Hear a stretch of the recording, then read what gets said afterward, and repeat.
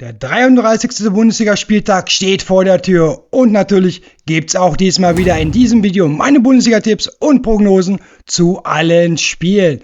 Ja, hallo liebe Bundesliga- und Fußballfreunde, schön, dass ihr wieder auf Werners Fußballecke mit dabei seid. Ja, jetzt wird's richtig spannend. Nur noch 2 Spieltage heißt auch, es gibt nur noch 6 Punkte zu holen. Und wenn man sich mal die aktuelle Bundesliga-Tabelle vor dem 33. Spieltag genau ansieht, sieht man sofort, es ist mega spannend. Sowohl im Kampf um die Champions League Plätze als auch im Abstiegskampf. Denn vom Platz 3 aktuell RB Leipzig bis Platz 6 TSG Hoffenheim haben alle Teams noch die Chance, nächstes Jahr in der Champions League zu spielen. Also ja, das ist wirklich mega spannend. Dazu kämpfen der SC Freiburg, Eintracht Frankfurt, aber auch der FC Augsburg noch um Platz 7. Und dieser Platz würde immerhin noch die Europa Conference League für die nächste Saison bedeuten. Und ja, Gratulation an Borussia Mönchengladbach, den HSV und Union Berlin, natürlich aber auch dem 1. FC Köln zum geschafften Bundesliga-Klassenerhalt. Ja, auch der FC ist schon zu 99,5% safe für die nächste Bundesliga-Saison. Denn die Tordifferenz von aktuell -8 wird wohl reichen. Gut, der SV Werder Bremen braucht jetzt auch nur noch einen Punkt für den Klassenerhalt. Beziehungsweise es würde sogar reichen, wenn Wolfsburg und St. Pauli ihre Spiele nicht gewinnen. Beim VfL Wolfsburg, beim FC St. Pauli und auch beim 1. FC Heidenheim könnte es tatsächlich bis zum letzten Spieltag richtig spannend bleiben. Also ja, auch dieser 33. Spieltag ist wieder mega spannend. Jetzt bist du aber erstmal gefragt, wie sehen deine Bundesliga-Tipps für den 33. Spieltag aus? Ab damit unten in die Kommentare. Und wenn du mehr Bundesliga-Prognosen, Tipps und Fußballvideos sehen möchtest, dann lass mir gerne ein Like da, abonniere Werners Fußballecke, aktiviere die Glocke, damit du keine Videos mehr verpasst.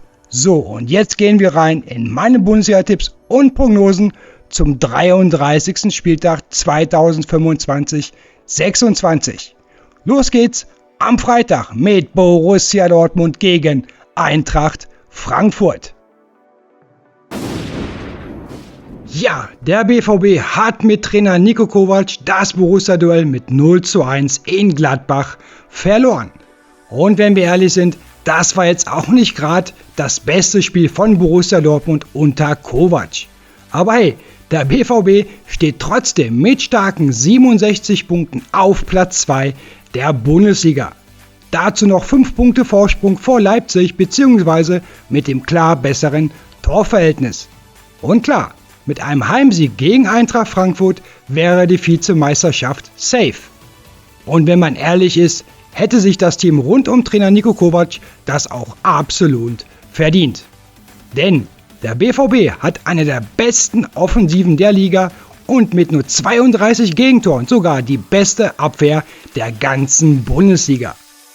Ja, Eintracht Frankfurt, und sagen wir, wie es ist, noch Trainer Albert Herrera.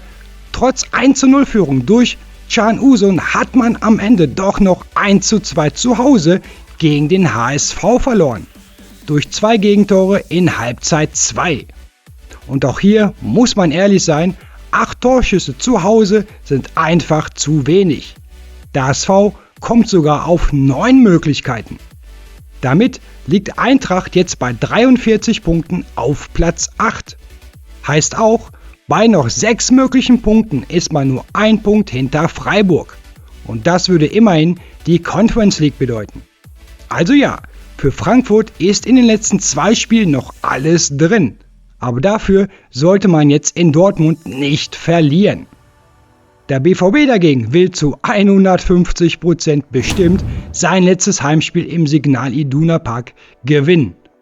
Und nach der Kobel-Ansage, nach der Gladbach-Niederlage, werden die Spieler jetzt erst recht zeigen wollen, dass sie alles für Borussia Dortmund geben. Heißt, laufen, kämpfen, ackern für die 3 Punkte gegen Frankfurt. Und sich damit wenigstens die Vizemeisterschaft sichern. Denn klar ist auch, 3 Niederlagen aus den letzten 4 Bundesligaspielen, das ist nicht Dortmund-like. Und noch eine gute News für alle BVB-Fans. Die Verantwortlichen möchten den Vertrag mit Niko Kovac vorzeitig verlängern. Aktuell läuft er noch bis Ende Juni 2027. Wenn Dortmund so auftritt wie beim letzten Heimspiel, dem 4:0 gegen Freiburg, und vielleicht noch eine Schippe drauflegt, dann ist ein Sieg auf jeden Fall drinne. Aber klar, ein Sieg wäre auch für Frankfurt extrem wichtig. Vor allem für Trainer Herrera, dessen Stuhl aktuell mehr als wackelt. Seit 3 Spielen ist die Eintracht ohne Sieg. Der letzte Erfolg war das 2:1 in Wolfsburg am 29. Spieltag. Das letzte Auswärtsspiel endete 1:1 in Augsburg. Und das Hinspiel am 16. Spieltag ein spektakuläres 3:3. Frankfurt ging sogar in der 92. Minute durch Dahoud mit 3:2 in Führung. Doch dann traf Chukwuemeka in der 95. Minute noch zum Ausgleich. Also ja, Frankfurt weiß, wie man gegen den BVB bestehen kann. Aber dafür muss jetzt von der ersten Minute alles stimmen. Teamgeist, Einsatz, Kampf. Nur so kann man in Dortmund etwas mitnehmen. Allerdings fehlt Rasmus Christensen wegen Gelb-Rot-Sperre. Heißt, für beide Teams geht's noch um richtig viel. Für den BVB um die Vizemeisterschaft, für Frankfurt um Europa. Ja, mein Bundesliga-Tipp für Borussia Dortmund gegen Eintracht Frankfurt ist dann doch ein klarer 3:1 Heimsieg für den BVB. Was ist dein Tipp? Schreib's mir auf jeden Fall in die Kommentare. Und liebe Grüße gehen raus an die BVB-Fans Markus und André. So, liebe Bundesliga-Freunde, weiter geht's mit den Samstagsspielen.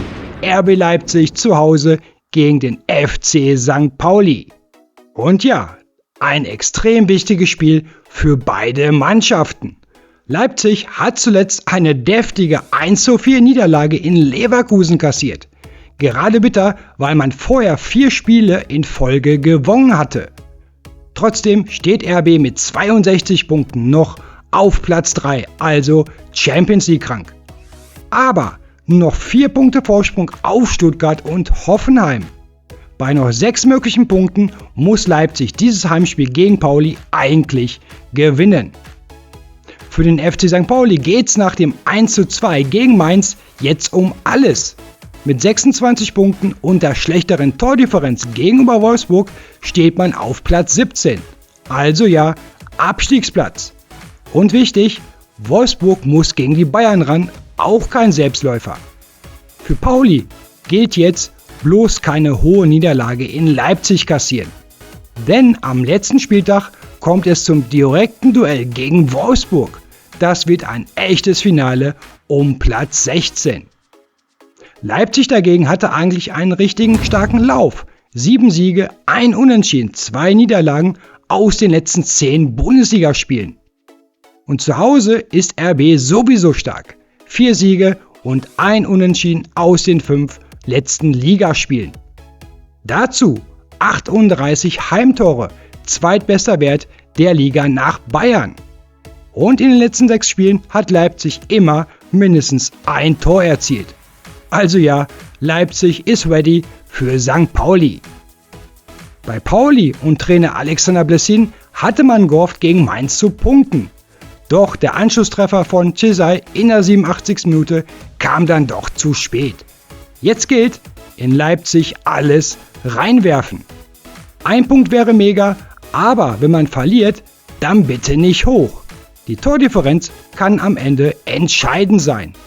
Heißt, von Sekunde 1 hellwach sein, defensiv stabil stehen und die wenigen Torchancen ausnutzen. Aber klar, das wird ein Nervenspiel. Und immerhin, das Hinspiel endete ja 1:1 unentschieden. Und das würden die meisten Pauli-Fans jetzt bestimmt sofort wieder unterschreiben.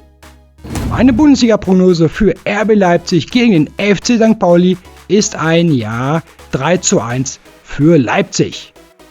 So, dann geht's weiter und jetzt kommt ein echtes Topspiel. Der VfB Stuttgart gegen Bayer Leverkusen. Hier geht's direkt um die Champions League Plätze. Stuttgart hat sich zuletzt trotz Unterzahl immerhin noch ein 3:3 in Hoffenheim erkämpft. Dank des späten Tores von Thiago Tomasch in der 95. Spielminute der Nachspielzeit. Trotzdem ist man auf Platz 5 abgerutscht. Punktgleich mit Platz 4 Bayer Leverkusen. Und wichtig, am letzten Spieltag muss Stuttgart noch nach Frankfurt. Ja, kein leichtes Spiel.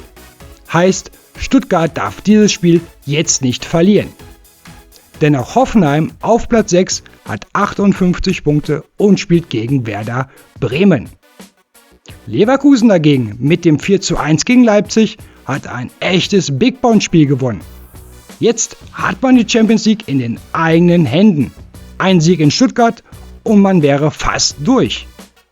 Aber Stuttgart will das natürlich auch. Und jeder weiß, die 2 verlorenen Punkte gegen Bremen tun jetzt richtig weh. Trotzdem, der VfB ist das drittbeste Heimteam der Bundesliga. 16 Heimspiele, unter anderem 11 Siege, 3 Unentschieden. Dazu ein Torverhältnis von 27:15 Toren. Und das Hinspiel? Ein spektakuläres 4:1 für Stuttgart in Leverkusen. Unter anderem mit 2 Toren von Jamie Lieveling. Also, warum nicht wieder so ein Spiel? Allerdings fehlt Kapitän Atakan Karasor. Vermutlich, denke ich mal, rückt dafür dann Kemal Andres in die Startelf. Jetzt heißt es 3 Punkte für die Champions League. Leverkusen mit Trainer Kaspar Hjulmand will das natürlich auch. Trotz einer holprigen Saison steht man jetzt, muss man dann schon sagen, verdient auf Platz 4 und den will man jetzt nicht mehr abgeben. Der Kader wurde neu aufgebaut, neuer Trainer, das braucht Zeit. Aber so ein Auftritt wie beim Sieg gegen Leipzig und in Stuttgart ist alles möglich. Und Leverkusen ist seit 4 Auswärtsspielen ungeschlagen. 2 Siege, 2 Unentschieden. Unter anderem das 1:0 in Dortmund. Also dieses Team weiß, wie man Topspiele gewinnt. Das wird ein echtes Highlight. Mein Bundesliga-Tipp für den VfB Stuttgart gegen Bayer Leverkusen ist ein torreicher 3:2 Heimsieg. Für den VfB. Was ist dein Tipp? Schreib's auf jeden Fall in die Kommentare. So, und jetzt geht's auch dann gleich weiter mit dem FC Augsburg zu Hause gegen Borussia Mönchengladbach. Der FC Augsburg mit Trainer Manuel Baum kommt mit einem souveränen und hochverdienten 3:1 Sieg in Bremen in dieses Heimspiel gegen Gladbach. Den Klassenerhalt hat Augsburg sowieso schon sicher. Mit 40 Punkten steht man auf einem richtig starken 9. Platz. Aber wenn man sich die Tabelle mal ganz genau anschaut, Augsburg hat bei noch 6 möglichen Punkten nur 4 Punkte Rückstand auf Platz 7, also auf die Europa Conference League. Und ganz ehrlich, das wäre ein absolut Mega-Erfolg, wenn man das noch schaffen würde. Und Borussia Mönchengladbach mit Trainer Eugen Polanski, die haben mit dem goldenen Treffer von Tabakovic das Borussia-Derby gegen den BVB mit 1:0 gewonnen. Und an der Stelle nochmal Glückwunsch an Gladbach zum sicheren Klassenerhalt. Mit aktuell 35 Punkten steht man auf Platz 11 und ist damit safe für die nächste Bundesliga-Saison. Der FC Augsburg ist mittlerweile seit 5 Ligaspielen in Folge ungeschlagen. 3 Unentschieden und 2 Siege. Respekt. Und klar, jetzt will man auch das letzte Heimspiel vor den eigenen Fans gewinnen und sich mit einem Erfolg verabschieden. Dazu hat der FCA auch noch eine Rechnung mit Gladbach offen. Das Hinspiel am 16. Spieltag ging nämlich glatt mit 0:4 verloren. Aber auch wichtig, vor dieser Niederlage hat Augsburg die letzten 3 Spiele gegen die Fohlen alle gewonnen. Und nochmal, mit 2 Siegen, jetzt gegen Gladbach und dann vielleicht auch noch bei Union Berlin, könnte man tatsächlich noch Platz 7 und damit die Conference League erreichen. Bei Borussia Mönchengladbach hat man nach dem 1:0 gegen Dortmund erstmal tief durchgeatmet und sich natürlich riesig über den sicheren Klassenerhalt gefreut. Und klar, so ein Verein wie Gladbach gehört auch einfach in die Fußball-Bundesliga. Heißt, man kann jetzt in Augsburg eigentlich locker und endlich auch mal befreit aufspielen. Trotzdem gehe ich davon aus, dass die Fohlen auch auswärts alles für einen Sieg geben werden. Aber Gladbach hat in dieser Saison erst 3 Auswärtsspiele gewonnen. Der letzte Sieg in der Fremde, das war das 1:0 in Mainz am 13. Spieltag. Also ja, das ist schon ziemlich lange her. Ja, mein Bundesliga-Tipp für den FC Augsburg gegen Borussia Mönchengladbach ist ein 1:1 Unentschieden. Und liebe Grüße gehen raus, ja, an Fred Bruder, immer top mit dir zu diskutieren. So, liebe Bundesliga-Freunde, weiter geht's mit dem nächsten Spiel am 33. Spieltag. Und auch das wird wieder richtig wichtig für beide Teams. Die TSG Hoffenheim zu Hause gegen den SV Werder Bremen. Hier geht's für Hoffenheim immer noch um die Champions League Plätze und für Bremen weiterhin ja um den Klassenerhalt. Hoffenheim und Trainer Christian Ilser stehen nach dem spektakulären 3:3 letzte Woche zu Hause gegen Stuttgart mit 58 Punkten auf Platz 6. Aber wegen der schlechteren Tordifferenz hinter Stuttgart. Heißt aber auch, die TSG ist punktgleich mit Platz 4, aktuell Bayer Leverkusen. Also mehr Spannung im Kampf um die Champions League geht wirklich nicht. Ja, und Werder Bremen muss nach der 1:3 Heimniederlage gegen den FC Augsburg wieder zittern. Aktuell steht Werder mit 32 Punkten auf Platz 15. Man hat noch 5 Punkte Vorsprung auf den Relegationsplatz bei noch 6 möglichen Punkten. Aber jetzt geht's nach Hoffenheim, sehr schweres Spiel. Und am letzten Spieltag wartet zu Hause, ja richtig, Borussia Dortmund. Aber es gibt auch Hoffnung für die Bremer Fans. Wolfsburg spielt gegen die Bayern, St. Pauli muss nach Leipzig. Heißt, wenn Wolfsburg und Pauli ihre Spiele nicht gewinnen, dann wäre Werder selbst bei einer Niederlage in Hoffenheim trotzdem sicher in der Bundesliga. Hoffenheim wird im letzten Heimspiel der Saison vor den eigenen Fans natürlich nochmal alles reinwerfen, um im Rennen um die Champions League Plätze zu bleiben. Und ja, das Team von Trainer Christian Ilser geht natürlich auch als Favorit in dieses Spiel. Aber die TSG ist zu Hause zuletzt ziemlich unkonstant. In den letzten 5 Heimspielen gab es 2 Niederlagen, den 2:1 Sieg ja gegen Dortmund und 2 Unentschieden. Zuletzt das 3:3 gegen Stuttgart. Und auch die Zahlen sind interessant. 16 Heimspiele, 34 Tore erzielt, aber auch 21 Gegentore kassiert. Das sind die meisten Gegentreffer aller Teams aus den Top 6. Da muss man sich definitiv noch steigern, auch wenn der Gegner Bremen heißt. Und jetzt wird's spannend. Da Stuttgart und Leverkusen direkt gegeneinander spielen, könnte das hier ein echtes Big-Point-Spiel für Hoffenheim werden. Mit einem Sieg könnte man richtig Boden gut machen. Denn am letzten Spieltag geht's noch nach Gladbach, wo man auch nochmal punkten könnte. Und das Hinspiel, das hat Hoffenheim am 16. Spieltag in Bremen mit 2:0 gewonnen. Also ja, hier spricht schon einiges für einen Hoffenheim-Sieg. Aber natürlich haben da Werder Bremen und Trainer Daniel Thune etwas dagegen. Gerade nach der Niederlage zuletzt werden die Spieler jetzt nochmal 130% geben, um vielleicht doch für eine Überraschung zu sorgen. Denn schon ein Punkt in Hoffenheim würde reichen und Werder hätte den Klassenerhalt sicher. Und dass Bremen auswärts punkten kann, haben sie gezeigt. Am 31. Spieltag zum Beispiel beim 1:1 in Stuttgart. Da ging man sogar durch ein Tor von Jens Stay mit 1:0 in Führung. Also, wenn bei Werder alles passt, ist vielleicht sogar was möglich. Und noch eine positive Statistik für Bremen. In den letzten 6 Bundesligaspielen hat man immerhin mindestens ein Tor erzielt. Also ja, das wird ein richtig interessantes Spiel.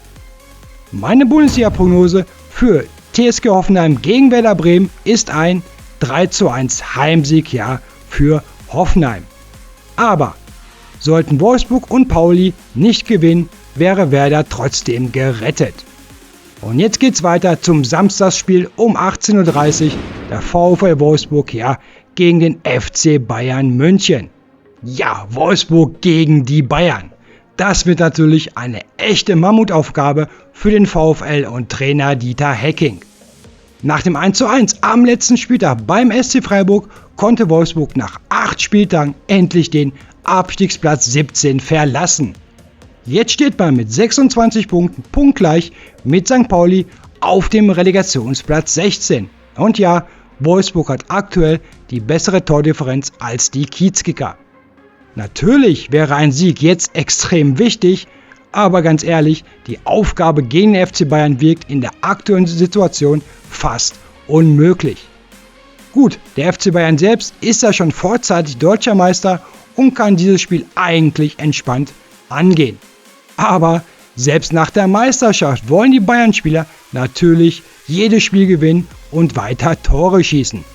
Ein kleiner, minimaler Vorteil für Wolfsburg. Die Bayern haben am Mittwoch noch ihr mega wichtiges und gleichzeitig extrem schweres Champions League Halbfinale Rückspiel zu Hause gegen PSG vor sich. Mal schauen, ob sie ins Finale einziehen oder doch ausscheiden. Aber egal wie, die Bayern wollen natürlich auch in Wolfsburg gewinnen. Für Dieter Hecking und sein Team ist das jetzt 2 Spieltage vor Saisonende wirklich ein Gegner, den man sie wohl als letztes gewünscht hätte. Klar, mit 3 Punkten im Rücken zum letzten Spiel nach St. Pauli zu fahren, wäre ein riesiger Vorteil. Aber dafür braucht es jetzt schon fast ein Fußballwunder. Denn auch die Statistik spricht ganz klar gegen Wolfsburg. 64 Spiele gab es bisher zwischen beiden Teams, Bundesliga, DFB-Pokal und Supercup zusammen, und Wolfsburg konnte davon nur 5 Spiele gewinnen. Der letzte Sieg nach 90 Minuten gegen die Bayern in der Saison 2014-15, ein 4:1 Heimsieg am 18. Spieltag. Damals trafen zweimal Bas Dost und zweimal, ja, Kevin De Bruyne. Also ja, das ist wirklich lange her. Gut, eine Saison später gewann Wolfsburg immerhin im Elfmeterschießen gegen die Bayern im DFL Supercup-Finale. Heute ja der Franz-Beckenbauer Supercup. Und ja, sorry liebe VfL-Fans, das Hinspiel am 16. Spieltag in München ging mit 1:8 verloren. Aber vielleicht konnte man ja aus genau dieser Niederlage etwas für dieses Heimspiel mitnehmen. Und jetzt noch etwas Positives für alle Wolfsburg-Fans.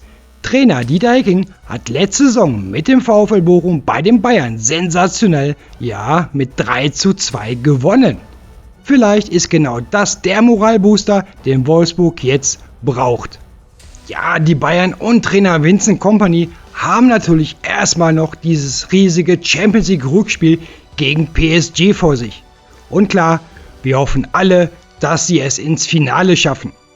Aber dieses Spiel wird extrem viel Kraft und Energie kosten. Es kann also gut sein, dass Kompany wieder rotieren wird, so wie gegen Mainz oder auch zuletzt gegen Heidenheim. Auch wenn das natürlich gezielt für die PSG-Spiele war. Und trotz der bereits perfekten Meisterschaft sagt Vincent Kompany ganz klar im Interview, er nimmt jeden Gegner ernst, egal in welcher Situation. Und er will weiterhin jedes Spiel mit dem FC Bayern gewinnen. Dazu kommt, mit Spielern wie Lennart Kahl oder Tom Bischoff hat Bayern quasi eine zweite starke Startelf für das Spiel in Wolfsburg. Also ja, es wird extrem spannend zu sehen sein, wie die Bayern nach dem Champions League Spiel gegen PSG am Samstag auftreten werden. Mein Bundesliga-Tipp für den VfL Wolfsburg gegen den FC Bayern München ist ein 3:1 Auswärtssieg für die Bayern. So, und jetzt kommen wir zu den Sonntagsspielen des 33. Spieltags. Los geht's mit dem Hamburger SV gegen den SC Freiburg. Ja, und natürlich erstmal Gratulation an den HSV für den geschafften und absolut verdienten Bundesliga-Klassenerhalt. Liebe Grüße gehen raus an HSV-Fan Luca. Denn ganz ehrlich, so ein Verein wie der Hamburger SV gehört einfach in die Fußball-Bundesliga. Beim 2:1 Sieg jetzt bei Eintracht Frankfurt konnte man auch wieder sehen, dass die HSV-Spieler alles gegeben haben, um bei der Eintracht irgendetwas mitzunehmen. Dazu hatte der HSV sogar mit 9:6 Torschüssen mehr vom Spiel. Also ja, Riesenrespekt an den Hamburger SV für diese Leistung und diese Aufholjagd. Der SC Freiburg kommt mit einem 1:1 Unentschieden gegen Wolfsburg in dieses Auswärtspartie nach Hamburg. trotz nur eines Punktes ist Freiburg jetzt mit 44 Punkten sogar auf Platz 7 geklettert. Und das würde aktuell immerhin noch die Europa Conference League bedeuten. Wenn man diesen Platz halten will, sollte man jetzt beim HSV natürlich nicht verlieren. Allerdings darf man nicht vergessen, der SC Freiburg hat am Donnerstag noch sein Halbfinal-Rückspiel zu Hause gegen den SC Braga in der Europa League vor sich. Das wird natürlich den Spielern von Trainer Julian Schuster schon mega viel Kraft und Energie kosten. Gerade jetzt nach dem gesicherten Klassenerhalt kann der HSV mit Trainer Merlin Polzen richtig frei aufspielen gegen Freiburg. Und das kann sich natürlich förderlich auswirken. Dazu wollen sich die HSV-Spieler natürlich im letzten Heimspiel der Saison bestmöglich, am besten ja mit einem Sieg bei ihren Mega-Fans für die tolle Unterstützung verabschieden. Und ja, da das Hinspiel am 16. Spieltag mit einer 1:2 Niederlage in Freiburg ausging, hat man auch noch eine Rechnung offen. Klar, und bei Freiburg muss man jetzt wirklich abwarten, wie das Spiel am Donnerstag zu Hause gegen Braga endet. Und wie gesagt, natürlich hat das Spiel Kraft und Energie gekostet, daher muss man dann wirklich am Sonntag abwarten, mit welcher Startelf Julian Schuster in Hamburg spielen lassen wird. Aber nochmal, das ist natürlich auch ein mega wichtiges Spiel für den SC Freiburg wegen Platz 7. Wie gesagt, man könnte jetzt ausscheiden mit Pech in der Europa League, aber mit Platz 7 hätte Freiburg dann doch wieder die Möglichkeit, nächstes Jahr in der Europa Conference League zu spielen. Natürlich drücke ich den Breisgauern am Donnerstag die Daumen, dass sie das Finale der Europa League 2026 erreichen. Das wäre ein Mega-Erfolg für den SC Freiburg. Ja, mein Bundesliga-Tipp für den Hamburger SV gegen den SC Freiburg ist ein 1:1 Unentschieden. So, weiter geht's zum nächsten Spiel des 33. Spieltags. Der 1. FC Köln zu Hause gegen den 1. FC Heidenheim. Der FC hat mit dem 2:2 am letzten Spieltag bei Union Berlin den Klassenerhalt zu 99,5% safe. Und erstmal muss man sagen, die Kölner hätten das Spiel nach ihrer 2:0 Führung eigentlich gewinnen müssen. Aber ich denke, das ist den FC-Fans aktuell auch egal. Denn mit jetzt 32 Punkten steht der 1. FC Köln weiterhin auf Platz 14 der Tabelle, hat aber bei noch 6 möglichen Punkten 6 Punkte Vorsprung auf Platz 16, also auf den VfL Wolfsburg. Und dazu die klar bessere Tordifferenz.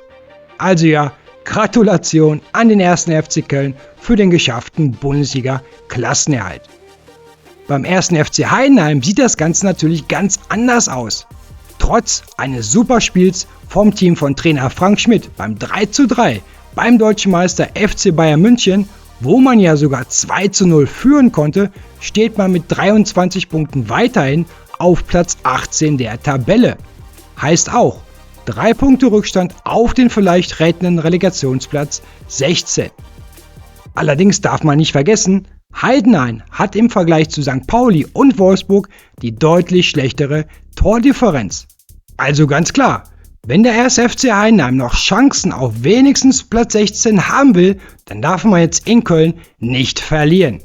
Und nicht vergessen, liebe Heidenheim-Fans, Wolfsburg spielt zu Hause gegen die Bayern und St. Pauli muss zu RB Leipzig. Also ja, ein Sieg jetzt in Köln wäre mega wichtig. Gut, natürlich wollen sich auch die FC-Spieler im letzten Heimspiel der Saison von den eigenen Fans mit einem Sieg verabschieden und sich bedanken für die mega Unterstützung in dieser schweren Saison. Schaut man sich die letzten 5 Heimspiele an, war Köln allerdings ziemlich unkonstant. 2 Unentschieden, 2 Niederlagen und ja, der mega wichtige 3:1 Heimsieg am 29. Spieltag gegen Werder Bremen. Das Hinspiel am 16. Spieltag in Heidenheim endete übrigens 2:2 Unentschieden. Aber hey, das Wichtigste ist aktuell, der 1. FC Köln spielt auch nächstes Jahr Bundesliga. Und ja, genau das will man natürlich auch beim 1. FC Heidenheim. Zumindest noch den Relegationsplatz 16 in den letzten 2 Spieltagen erreichen. Natürlich war letzte Woche beim FC Bayern München mehr drin als nur ein Punkt, gerade weil man sogar 2:0 geführt hatte. Aber seien wir ehrlich, vor dem Spiel hätten die Heidenheimer ein Unentschieden sofort unterschrieben. Jetzt heißt es, am besten 3 Punkte in Köln holen. Denn sollte das gelingen, ist am 34. Spieltag alles möglich. Beim Heimspiel nächstes Wochenende gegen Mainz 05 ist auf jeden Fall alles drin für den FCH. Und die Form stimmt auch. Die letzten 6 Bundesligaspielen waren richtig stark. 2 Siege, 3 Unentschieden und nur eine Niederlage. Also für einen Tabellenletzten wirklich eine sehr ordentliche Leistung. Aber genau diese Einstellung und dieses Kämpferherz muss man jetzt auch beim 1. FC Köln auf den Platz bringen. Ja, meine Bundesliga-Prognose für den 1. FC Köln gegen den 1. FC Heidenheim ist ein 2:1 Auswärtssieg, ja, für Heidenheim. Ja, im Fußball ist alles möglich. So, dann ab zur letzten Partie des 33. Spieltags, Mainz 05 gegen Union Berlin. Auch hier erstmal Gratulation an die Köpenicker für den Klassenerhalt 2025/26. Das 2:2 am letzten Spieltag zu Hause gegen Köln hat gereicht, um auch nächstes Jahr Bundesliga zu spielen. Und stark, Union hat sogar einen 0:2 Rückstand gegen den FC aufgeholt. Damit steht man jetzt mit 33 Punkten auf einen sicheren 13. Platz. Mainz hatte das Ganze ja schon am Spieltag davor klar gemacht, hat aber trotzdem alles gegeben und letzte Woche beim FC St. Pauli verdient mit 2:1 gewonnen. Natürlich wollen sich die Mainzer jetzt im letzten Heimspiel bei ihren Fans mit einem Sieg gegen Union Berlin für die mega Unterstützung bedanken. Das Hinspiel am 16. Spieltag bei Union endete 2:2 unentschieden. Allerdings hat Mainz gegen Union schon eine echt schlechte Serie in den letzten Jahren. Der letzte Mainz-Sieg war ein 1:0 zu Hause, ja, in der Saison 2020/21. Also ja, schon echt lange her. Und auch die Auswärtsbilanz von Union Berlin sieht in dieser Saison nicht wirklich gut aus. 4 Niederlagen aus den letzten 5 Auswärtsspielen. Immerhin gab es einen 1:0-Sieg beim SC Freiburg am 26. Spieltag. Vielleicht kann die ÖPG jetzt nach dem Klassenerhalt breiter und lockerer aufspielen. Ja, mein Bundesliga-Tipp für Mainz 05 gegen Union Berlin ist ein 2:1 Heimsieg für Mainz. Ja, liebe Bundesliga-Freunde, das waren meine Tipps und Prognosen zum 33. Bundesliga-Spieltag. Links seht ihr nochmal meine Tipps und rechts dann die aktuelle Fußball-Bundesliga-Tabelle nach meinen Prognosen. Und ja, es wird weiterhin spannend bleiben, auch am letzten Bundesligaspieltag. Wie sehen deine Tipps aus? Ab damit in die Kommentare. Also dann, drückt euren Teams die Daumen, bleibt sportlich und wir sehen uns zum Video für den 34. Spieltag nächste Woche. Bis dann. Tschüss.